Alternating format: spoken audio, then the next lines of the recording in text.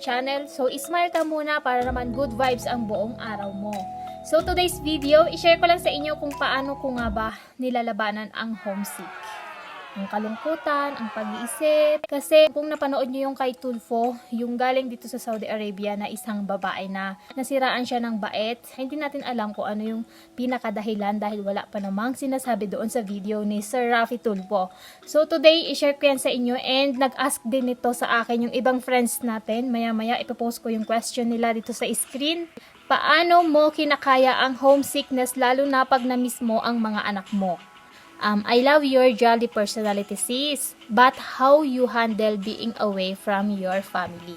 So, ito yung ating pag-uusapan today. Paano ko nga ba siya nilalabanan? And para magkaroon din ng tips yung iba na mga OFW na bago pa lang or kahit na matagal ka na is talaga namang tinatalaban ka pa rin ng homesick. Diba? Relate ba kayo dyan sa mga kapwa ko, mga OFW? So, pasensya na kayo minsan kasi parang hinihingal ako, diba? Kasi gusto ko dire-diretso yung pagsasalita ko tapos nagmamadali din ako kasi alam nyo naman na baka mamaya mahuli tayo, nandiyan na yung amo, tapos nagdaldal ako dito, baka sabihin na babaliw na ako, kausap ko yung cellphone ko, diba? Tapos kaharap ko yung sarili ko dyan. Kaya minsan, pagpasensyahan nyo na kung parang ako'y hinihingal or ang bilis ko magsalita, ganyan. Yung iba naman nababagalan, yung iba nabibilisan. So ano ba talaga? So, start na tayo dun sa question ni Ate Cha. So, katulad ng isang araw na namiss ko na naman yung mga bata, talagang gustong-gusto ko nang umuwi. Yung lagi ko na silang napapanaginipan, ganyan, na sobrang excited na talaga akong umuwi. Pumapasok na yung mga negative things, yung mga kalungkutan. Kung meron kang friends na pwede mong makausap, pwede kang mag-share sa kanila ng iyong mga nararamdaman, gawin mo yon. So, makakatulong din yon. And meron akong isang kaibigan talagang laging nandyan para sa akin na si Julian. Ayan, lagay ko yung channel niya dyan. Nag-i-start na rin siyang mag-vlog, pero hindi pa siya ganun kasi pag mag-edit, kaya wala siyang masyadong upload. So, si Julian, yan yung isa sa mga nakakatulong sa akin na pagka ako'y nalulungkot na homesick, ayan yung kaibigan ko na laging nandyan. Laging nagbibigay ng advice. Sobrang galing magbigay ng advice. Ito pang isa na pwede mo rin gawin. Bisihin mo yung sarili mo. Maglinis ka, pero dahan-dahan lang para hindi ka naman mapagod. At least may ginagawa ka. Maglinis ka ng mga sofa, maglinis ka ng bintana, ng mga pintuan, ng banyo, ng kusina. Lahat pwede mong gawin para mabisi yung utak mo sa ginagawa mo, hindi sa pag-iisip. Or kaya naman, pwede ka rin naman na magluto, kumain ng mga gusto mo kainin habang wala ang mga amo.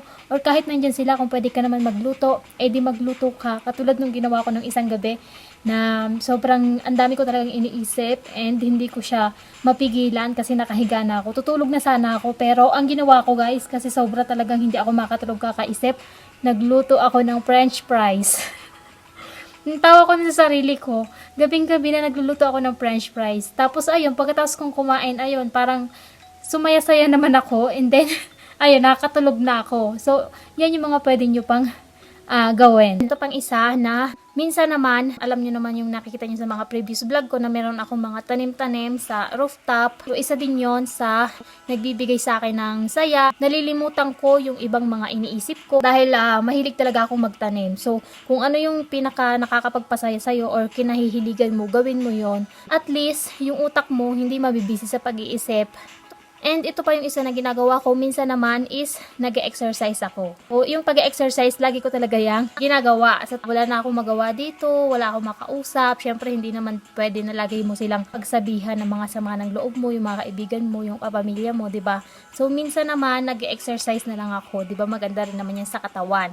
So, ayun yung mga ginagawa ko. And itong ginagawa kong to, yung pag-YouTube. Yung pag-YouTube ko, sobrang laking tulong nito sa akin na hindi ko na malaya na matatapos na yung kontrata ko na 2 taon dahil dito sa pag-YouTube ko. Sobrang nabisi yung utak ko na pag-iisip na kung anong pwedeng ma-share sa mga tao, na buhay-buhay ko dito sa Saudi, ganyan. Alam mo yon yung sobrang nabibisi yung utak mo, kakaisip kung anong pwedeng i-content sa channel mo, tapos kakapanood mo sa mga naka-live, sa mga panonood sa mga pelikula or sa mga videos ng mga kaibigan mo dito sa YouTube. Diyan ako nabibisi. Tapos lalo na doon sa pagla-live na yan. So sa pagla-live na yan, na meron kang nakakausap, na i-share mo minsan yung mga dinadanas mo din, di ba? Sobrang saya dito sa YouTube. So, thankful talaga ako na nalaman ko tong pag-YouTube na to. Kasi hindi ko na namalaya na patapos na pala yung kontrata ko na ganun-ganun kabilis. So, ito pa yung isa pa na pwedeng gawin nyo din para hindi kayo ma-homesick. Yung pakikinig ng music. Ayan, sobrang effective niyan. Pakikinig ng music and minsan sumasabay ka rin na kumakanta or nagbibideo okay ka mag-isa, 'di ba?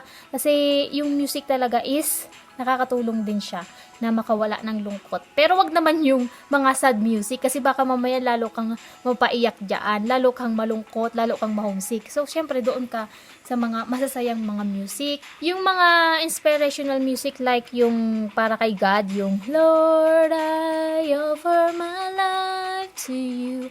Everything I've been through, use it for your glory. La la. Ayun, yung mga example ng mga music na napapaisip-isip ka, napapamuni-muni ka, and ang sarap sa feeling, sobrang sarap sa feeling. Try nyo yan pagka nalulungkot kayo, no, homesick kayo. Ayan yung mga music na pakinggan nyo. Sobrang nakakatulong talaga siya. Nakatulong din siya sa akin. Isa pa din na pwede nyo din gawin is kausapin mismo yung namimiss nyo. Yung anak nyo or yung asawa nyo, magkaroon kayo ng constant communication ng mga anak nyo or ng asawa nyo or kapatid nyo, nanay nyo, papa nyo, pamilya nyo, magkaroon kayo ng constant communication para hindi mo din ganoon sila mamiss kasi kung everyday kayo nag-uusap, makikita mo sila sa cellphone kahit video call lang yan and nalalaman mo yung araw-araw ng mga ginagawa nila, nagsisharean kayo, anong pagkain nyo, anong ginagawa nyo, isa din yon sa makakapagpaalis ng iyong homesickness and ng iyong kalungkutan. And last but not the least, pag hindi mo na talaga kaya, iiyak mo lang. Ganyan yung ginagawa ko. Pag hindi ko na talaga kaya and sasabog na talaga ako, sobrang bigat na, iniiyak ko lang yan. Iniiyak ko hanggang sa makatulog na ako sa gabi. Paggising ko, babangon ulit and ang sarap, ang luwag sa pakiramdam, parang nabunutan ka ng tinik sa dibdib kapag ka naiiyak mo yan and habang umiiyak ka, nagdadasal ka din and yung pagdarasal, sobrang laki ng tulong yan guys, sobrang laki ng tulong talaga sa atin, sa sarili natin, sa puso natin, nakakapagpagaan siya. Ayun yung ma-share ko sa inyo. Kung sobrang bigat na, iiyak mo lang, iiyak mo nang iiyak and kinabukasan, bumangon ka ulit, ngumiti ka at sabihin mo, kaya ko to para sa aking mga mahal sa buhay. So, ayun yung maibibigay ko ng mga tips sa inyo guys about dito sa dinadanas nating homesick sa pagtatrabaho sa ibang bansa. So, sana may na-share ako sa inyo na ideas, na mga ginagawa ko din, na sana ay gawin nyo rin para hindi tayo matulad dito kay kabayan na hindi niya kinaya yung siguro yung homesick, yung kalungkutan na malayo sa kanyang pamilya. So, para hindi tayo masiraan ng bait. Ayan, and wag na wag kalimutan na magdasal dahil siya yung gagabay sa atin kung ano man yung ginagawa natin at kung ano man yung ginagawa ng mga mahal natin sa buhay. So, lagi rin natin ipagdasal yung ating kapamilya or yung ating mga anak na nasa Pilipinas. At ayun na nga yung aking ma-share sa inyo for today. So thank you so much for watching and syempre hindi natin kakalimutan ang mga shoutout. So isa-isahin na natin yan sa mga nagpapa-shoutout. Eto na! Shoutout kay Manoy Ace! Ayan, pinakamalakas na sigaw pero hindi masyado pwedeng itodo dahil maririnig ng amo. So shoutout sa iyo Manoy Ace, taga Bicol din yan. So hello! Thank you for watching! Shoutout kay Cecily Malhabor, kay Ate Han for Season Travels. Thank you so much for everything Ate Han for Season Travels. Shoutout sa iyo! I love you!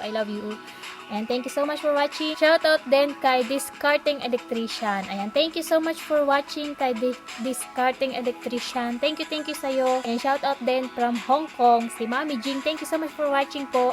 At syempre kay Kuya Lunilo Bolano.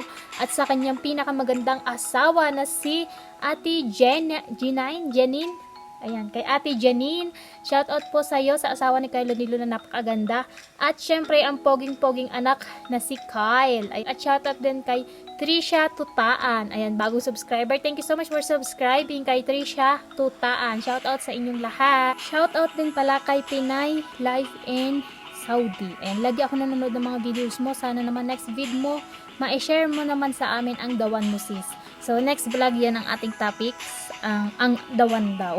Ang dawan. And so, shoutout sa'yo, Pinay Life in Saudi. So, that's all, guys. Sa mga nagpapa-shoutout pa, comment na lang sa comment box para makita ko next video. So, thank you so much for watching. And don't forget to subscribe to my channel kung hindi pa. At pakilike naman po ang video kung nagustuhan nyo itong video na to. So, see you sa susunod ko na video. And maraming salamat. Have a good day, everyone. God bless po. Bye-bye!